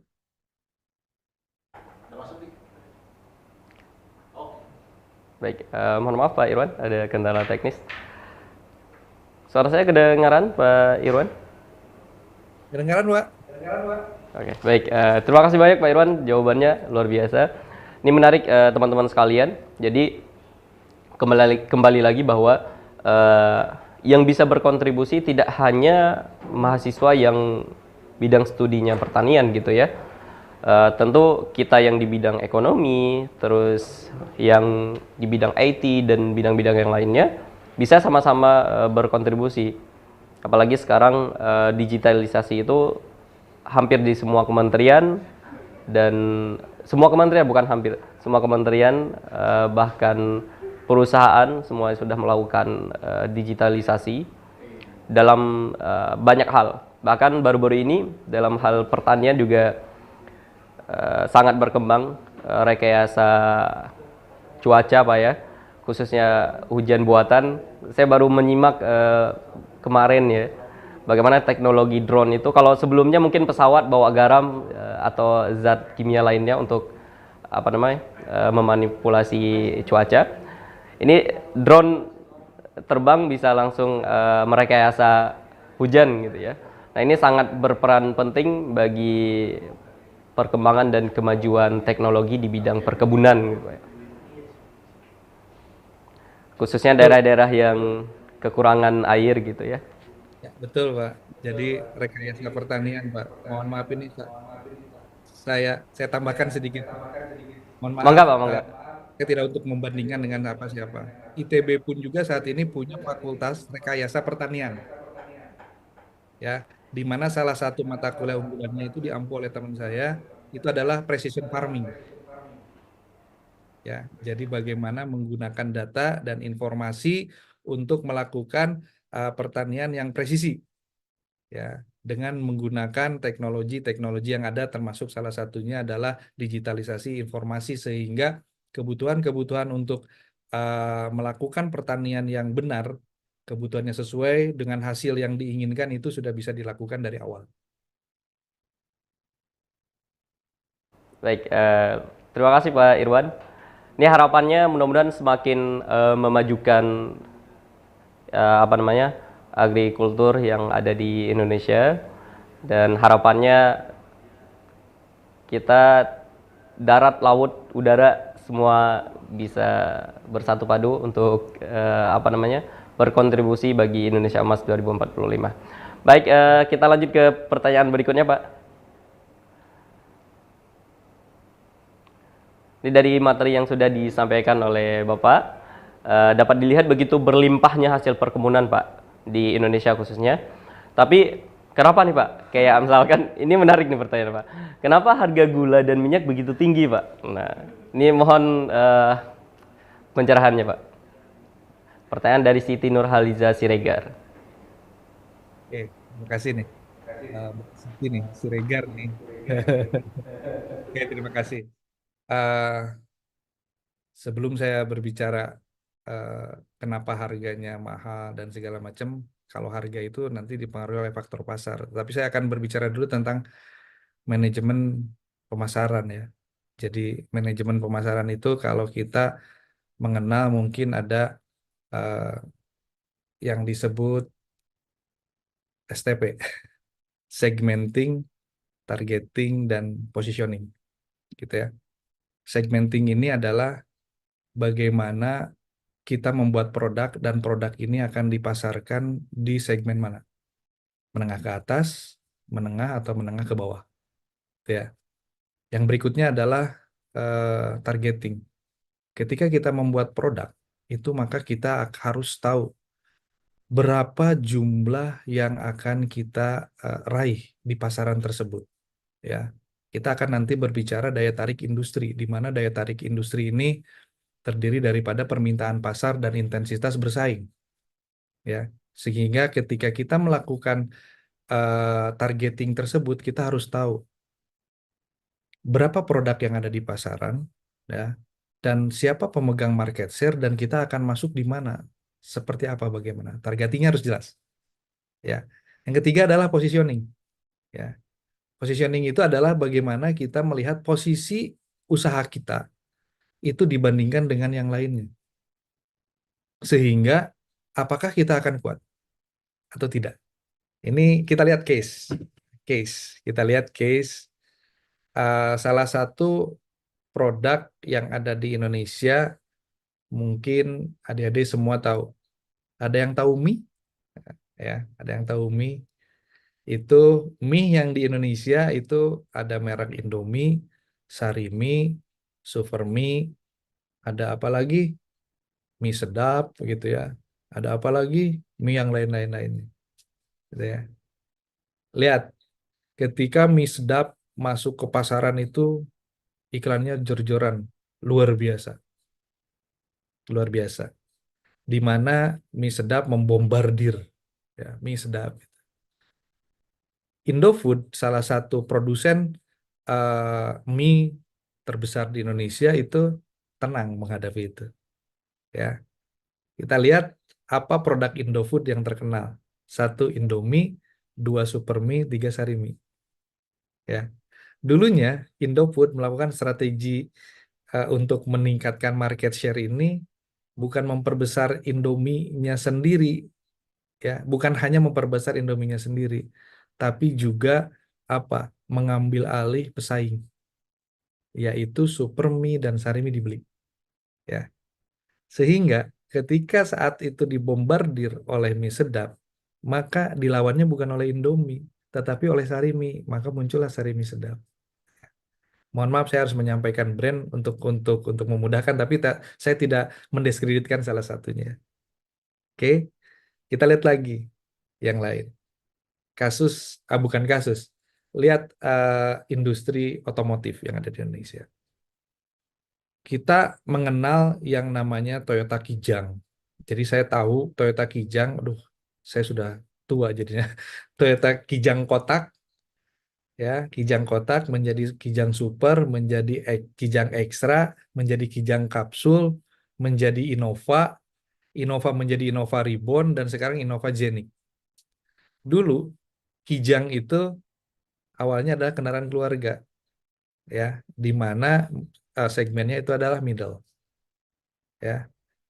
Kijang kemudian terus bertransformasi. Ketika dari Kijang Kapsul menjadi Kijang Innova, dia mengeluarkan produk apa untuk segmenting menengahnya, karena Innova akan naik ke atas terus, gitu ya. Dia mengeluarkan Avanza, gitu ya.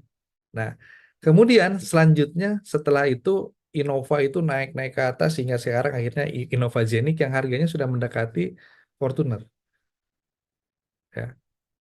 Kita lihat Avanza pun juga terus bersaing dan terus menyematkan teknologi-teknologi sehingga harganya terus naik.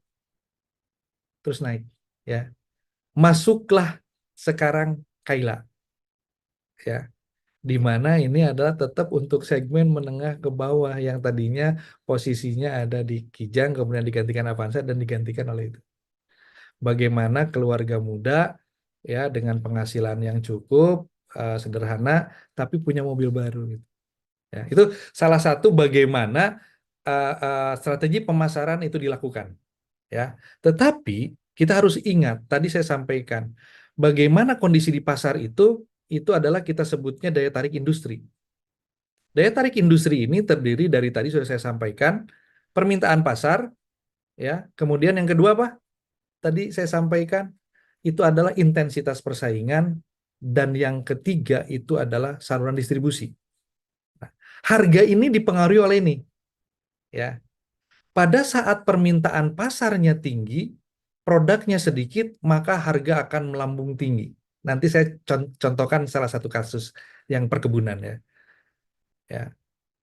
Tapi pada saat kondisinya permintaan pasar itu sedikit dan produknya itu di lapangan itu tidak terserap semua, maka harga akan turun. Ya. Yang ketiga, ini intensitas persaingan. Tadi saya contohkan 2 produk tersebut, ya, merek pangan, ya, mie, dan juga merek non pangan, yaitu kendaraan yang kendaraan lah gitu, ya. Ini mereka itu melakukan bagaimana di dalam persaingan itu untuk menguasai. Ya, Toyota tadi di Indonesia sangat terkenal Toyota, tidak ada lawannya. Tapi dia pun juga melakukannya lagi supaya intensitas persaingannya itu juga segmen menengah ke bawahnya bisa dimenangkan. Yaitu apa? Astra Internasional yang ada di Indonesia itu mereka juga membeli brandnya Daihatsu itu untuk juga mengcover menengah ke bawah tapi dengan produk yang serupa dengan Toyota. Contoh Avanza ada Xenia itu ya. Tadi intensitas persaingan ini. Bagaimana persaingan yang ada di sini itu bisa mereka menangkan. Disitulah mereka akan beradu harga dan beradu yang namanya fitur. Ya.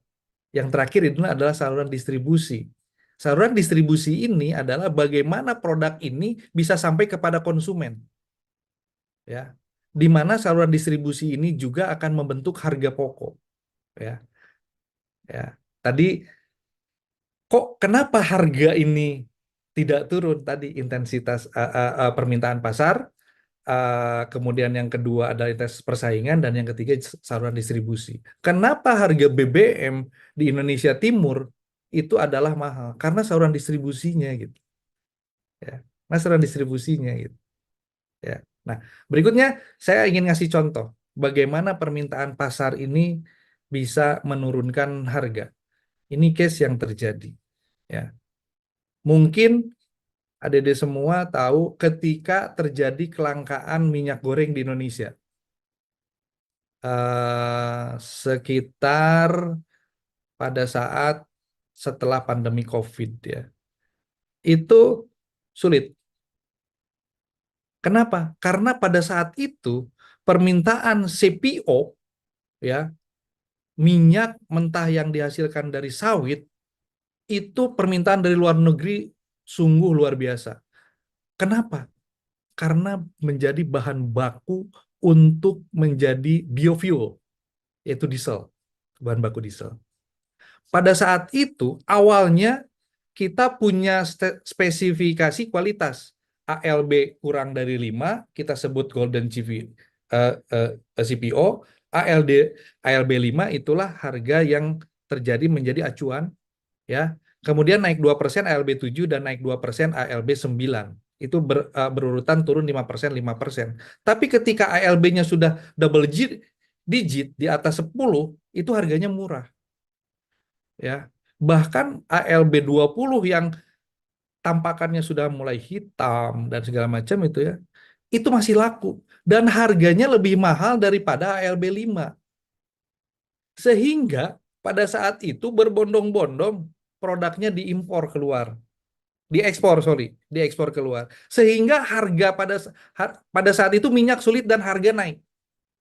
Ya, harga naik. Nah, sekarang bagaimana untuk mempertahankan itu harga menjadi bagus? Itulah peran daripada badan usaha logistik. Bagaimana mempertahankan harga. Nah, salah satunya adalah pemerintah bekerja sama dengan kami BUMN, bagaimana kami nanti ke depan menciptakan kestabilan pangan, yaitu di dalam minyak goreng dan juga tadi gula. Ini adalah salah satunya untuk menekan harga. Sehingga nanti kontribusi kami itu bisa berdampak kepada perekonomian. Ya, produk mudah, produk banyak, distribusi mudah, harga akan menjadi turun. Demikian mungkin yang bisa saya sampaikan.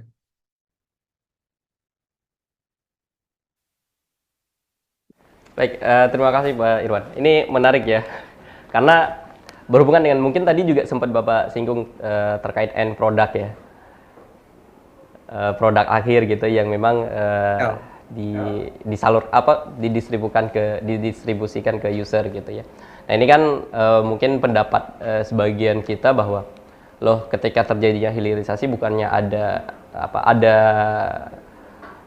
jalan yang terpotong sehingga lebih cepat gitu itu bisa memangkas harga. Mungkin ini logika sederhana yang user pikirkan gitu Pak ya. Namun ada yang menarik mungkin terakhir dari saya pertanyaannya berkaitan dengan ketika terjadinya kelangkaan semisal mungkin pasca COVID kemarin atau di masa-masa transisi COVID itu minyak goreng sempat mahal. Nah, yang mungkin penasaran bagi saya itu adalah ketika adanya subsidi, yang disubsidi itu di hulunya kah atau di hilirnya atau di pasarnya? Ketika ada subsidi dari pemerintah, Pak. Mangga, Pak. Oke. Jadi kalau kita berbicara kata subsidi itu adalah ketika suatu badan usaha itu mendapatkan dana dari pemerintah. Ya. Semisal kita sampaikan PLN, ya, PLN. Maka PLN dari setiap harga pokok yang terjadi itu akan disubsidi oleh negara, anggaplah sekian rupiah gitu ya. Itu. Jadi itu adalah subsidi itu diberikan kepada instansi yang memang membuat suatu produk di mana produk tersebut nantinya supaya terjadi di pasaran itu menjadi murah. Gitu ya. Nah, subsidi inilah yang memang saat ini dikurangi oleh pemerintah terhadap sektor-sektor yang memang selalu berhubungan dengan masyarakat. Kebetulan untuk produk-produk kami di PTPN ini, itu kami tidak mendapatkan subsidi. Tetapi bagaimana kami mengelola tersebut, itu adalah kami mendapatkan suntikan modal, tambahan modal dari negara, yaitu dalam bentuk PMN, yaitu penambahan penyertaan modal negara di dalam equity kami. Sehingga kami saat ini memang tidak mendapatkan apa yang disebutkan subsidi. Subsidi itu adalah biaya yang akan diberikan pemerintah selama kita melakukan operasionalisasi terhadap pembuatan produk. Gitu ya. Itu mungkin Pak saya sampaikan. Jadi begitu teman-teman sekalian, mudah-mudahan dapat dipahami ya. Bagaimana kita berasumsi dalam penggunaan atau melihat perkembangan harga, karena banyak faktor yang mempengaruhi harga akhir ketika kita membeli sebuah produk, baik itu produk yang dikeluarkan oleh perusahaan-perusahaan pemerintah maupun swasta gitu ya. Baik teman-teman sekalian, kita sampai di akhir nih Pak Irwan, sudah di penghujung. Sebelum kita akhiri sesi ini, kami ingin mendengarkan closing statement dari Pak Irwan. Oke, terima kasih. Jadi semua, Bapak Ibu semua yang mengikuti acara ini, ada closing statement dari saya. Yang pertama adalah niatkan segala sesuatu itu adalah ibadah. Ya, karena dengan ibadah ini kita akan mendapatkan dua manfaat. Yang pertama adalah manfaat kita mendapatkan pahala dari ibadah itu sendiri, dan dari ibadah tersebut kita akan mendapatkan nilai tambah. Nilai tambah itulah yang insya Allah akan mendapatkan keberkahan bagi kita. Yang kedua adalah tidak ada kata terlambat untuk memulai sesuatu yang baik. Sehingga apapun yang kita dapatkan hari ini, apapun juga yang kita ketahui saat ini, event itu kita sudah melakukan kesalahan, event itu kita sudah melakukan hal-hal yang tidak baik, yuk kita berusaha untuk menjadi lebih baik, sehingga tidak ada kata terlambat untuk menjadi lebih baik. Yang ketiga, yang terakhir itu adalah perencanaan. Ketika kita membuatkan perencanaan yang baik, maka kita sudah merencanakan keberhasilan. Sebaliknya, apabila kita membuat perencanaan yang tidak baik, maka kita sudah merencanakan kegagalan. Terima kasih.